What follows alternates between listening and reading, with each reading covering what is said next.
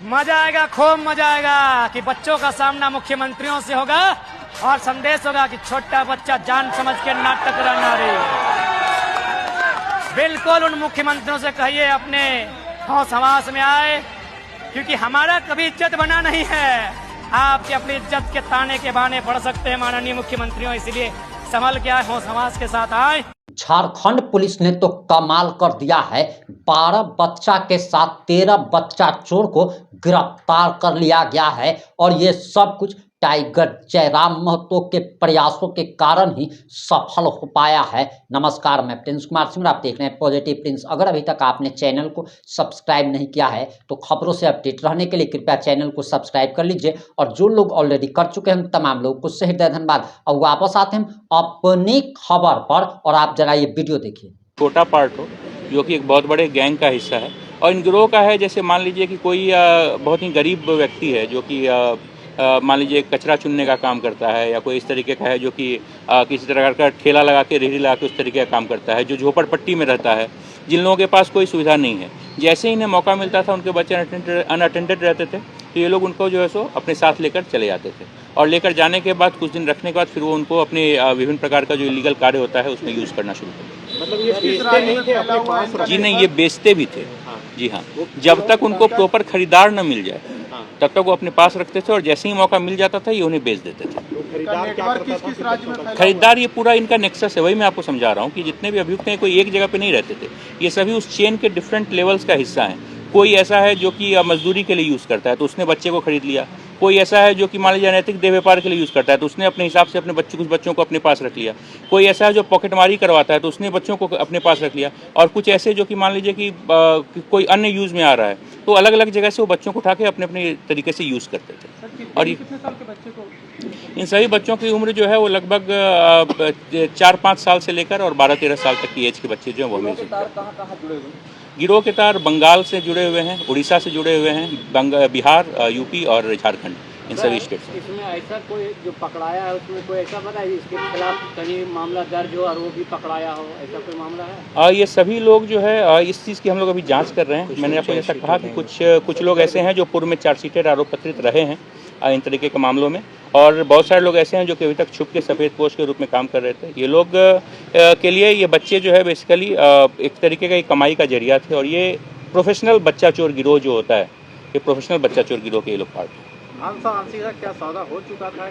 हाँ, उनको बेचने के लिए इन लोगों ने बात कर ली थी, और 7 तारीख या 8 तारीख को जो खरीदार है वो आने भी वाला था, परंतु समहाव जो पुलिस की सक्रियता थी, जो समाज में जो एक तरीके का एक जो मैसेज फैल गया था, तो उस डर के कारण वो लोग जो है सो नहीं आ पाए, और यही कारण है कि हम लोग जो है सो सकुशल बरामद करवाने में जी हम लोग उस पर वर्क कर रहे हैं। तो ये बच्चा कहाँ से बरामद हुए? सभी एक जगह से? ये अलग अलग जगह से बरामद हुए हैं। कुछ बच्चे हम लोगों ने पुरुलिया से बरामद किए हैं, कुछ बच्चे हमने लातेहार से बरामद किए, अलग अलग जैसे में बरामद हुए। ये क्या लग रहा है, सिंडिकेट सब पूरा रांची में फैला हुआ है या पूरा झारखंड? ये रांची नहीं, ये मल्टी स्टेट सिंडिकेट है, और जो कि एक दूसरे से कनेक्टेड है, और कनेक्टेड होकर ये लोग एक साथ वर्क करते हैं।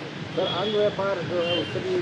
बिल्कुल, उससे भी जुड़ा हुआ है, परंतु उस चेन को अभी तक हम लोग अनर्थ नहीं कर पाए हैं। ये बात पूछताछ में, प्रारंभिक पूछताछ में बात सामने आई है, इस पर हम लोग आगे वर्क करेंगे।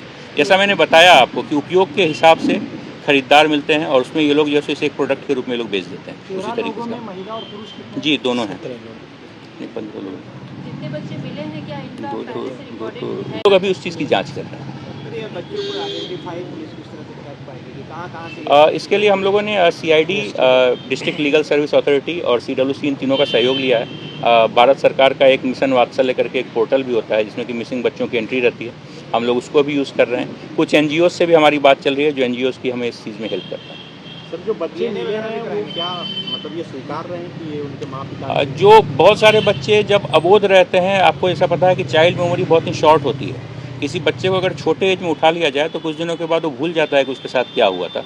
तो अधिकांश ये लोग जो है सो उसी तरीके से प्रयास करते थे कि जो छोटे उम्र के बच्चे हैं उसको ये लोग उठाएं, ताकि 2 साल, 3 साल, 4 साल के बाद वो जहाँ पे गए उसी रूप में ढल जाए, मतलब उनका कोई पूर्व की याददाश्त जो बचे नहीं। कुछ बच्चे जो कि सेंस में हैं, जिन्हें की थोड़ी अधिक उम्र में उठाया गया था, उन लोगों ने स्वीकारा है कि उनके साथ जो है घटना घटी।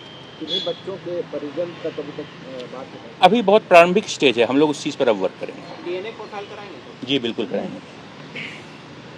धन्यवाद। वाले मामले में सर वो इनाम की राशि मिल गई थी? जी बिल्कुल, उसी दिन हमने सूचनादाता को दे दी थी। पुलिस हमेशा अपने कार्य प्रणाली के अनुसार सूचनादाता का नाम कहीं भी उजागर नहीं करती। जैसा कि आप लोगों को पता होगा कि हमारा जो पैम्पलेट भी छपा था उसमें भी हमने ये बात लिखा था कि जो सूचनादाता है उनकी गोपनीयता हम लोग बरकरार रखेंगे। उसका कारण ये है कि हमारे लिए ये भी इम्पोर्टेंट रहता है कि हम लोग सूचनादाता की सुरक्षा को सुनिश्चित कर सकें, और जो इनाम की राशि थी वो उन्हें बाकायदा विधिवत तौर पर दे दी गई। एक मैटर में और आप लोगों को बता दूं, हमारे साथ प्रशिक्षु IPS भी हैं। 2 दिन पहले आप बताइए उस मैटर के बारे में बताइए। वो आवाज़ नहीं आ पाएगी सर, माइक इधर है। आप बोल वो तो प्रेस विज्ञप्ति लाइए वो वाला। मैडम बोले कि ठीक है। पेट्रोलिंग गाड़ी होती है, पेट्रोलिंग गाड़ी नंबर 14 को तुपुदाना ओपी क्षेत्र में दिनांक 15 तारीख को एक लड़की को भटकते हुए देखा गया था, और उसके उपरांत सुरक्षार्थ उस लड़की को लाके महिला थाने में रखा गया।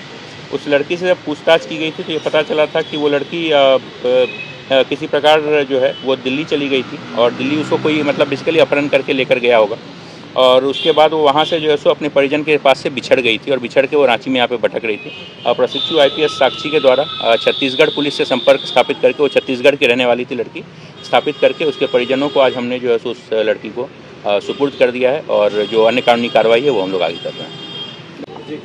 पिस्का मोड़ में कल जो गोलीबारी की घटना हुई है देर रात, उस घटना में बेसिकली जो जिसमें 3 लोग इंजर्ड हैं, उस घटना में हम लोगों ने कुल 3 लोगों को गिरफ्तार किया, 4 लोगों को गिरफ्तार किया है, और गिरफ्तार करके हमें हथियार भी बरामद हुआ है, और हम लोग आगे की कार्रवाई जो है वो कर रहे हैं।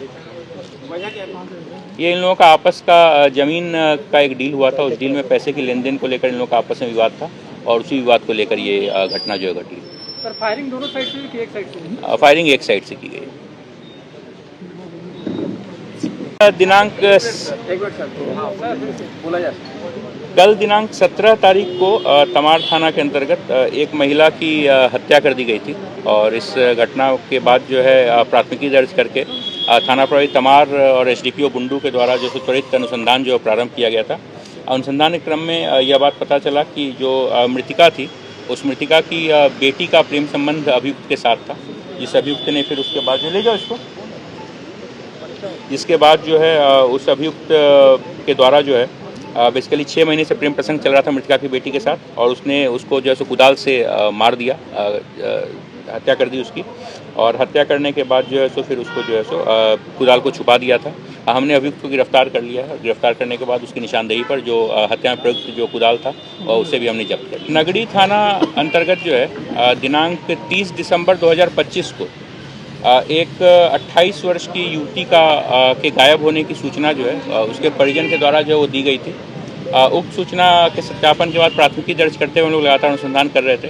अनुसंधान के क्रम में यह बात पता चला कि जो गायब लड़की थी, उस लड़की का प्रेम प्रसंग जो है वो एक लड़के के साथ जो चल रहा था। फिर कुछ परिस्थितिजन्य साक्ष्य जो है हम लोगों को पता चले, जिसमें कि ये पता चला कि वो बेसिकली लड़का जो है वो उस लड़की के साथ विवाह नहीं करना चाहता था, इस चीज़ को लेकर मनमुटाव चल रहा था।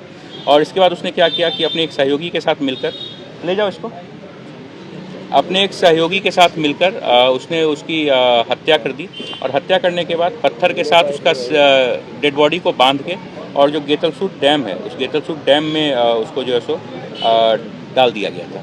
तो आज हम लोगों ने उस लड़की की बॉडी भी जो है वो रिकवर कर ली है, और एक्यूज्ड को अरेस्ट करके हम लोग जो है न्यायिक परीक्षा में भेज रहे हैं।